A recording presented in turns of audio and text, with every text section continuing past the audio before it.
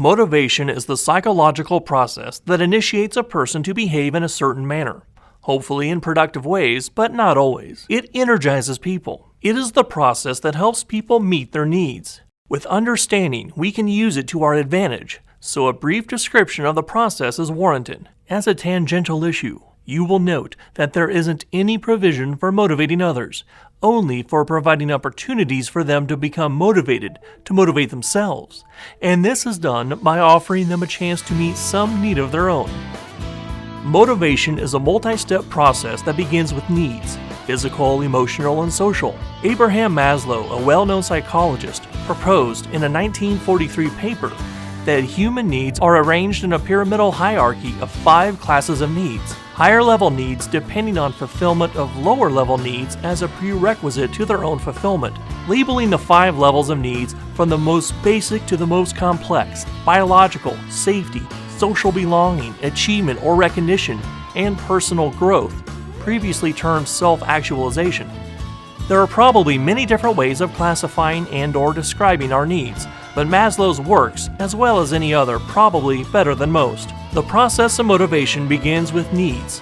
At the first stage, when a need is unmet, a person begins to experience a subtle sense of discomfort, at first below awareness, but the longer the need goes unmet, the more discomfort is experienced until it forces itself into conscious awareness. If the unmet need is lower on the hierarchy, it trumps unmet higher needs. For example, if a person's biological need for food is unmet, it will ultimately demand attention to the exclusion of needs for security or recognition. We will risk a great deal to avoid starvation. When the second stage of clear discomfort is reached, we embark on the psychological process of identifying and labeling the source of our discomfort, as in labeling the pain in my stomach as hunger. Once the feeling has been labeled, a person enters the third stage of exploring ways to alleviate the discomfort, thus satisfying the unmet need. A person typically identifies 2 or more ways of meeting a need.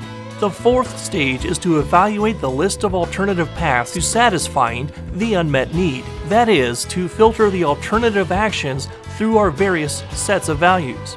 Our understanding of this process is enhanced, of course, by understanding our values, and that was presented in the last discussion.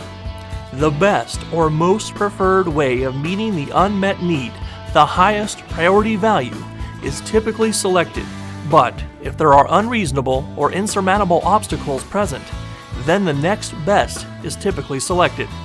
The fifth and final stage is to finally act or behave in a way that will actually satisfy our unmet need.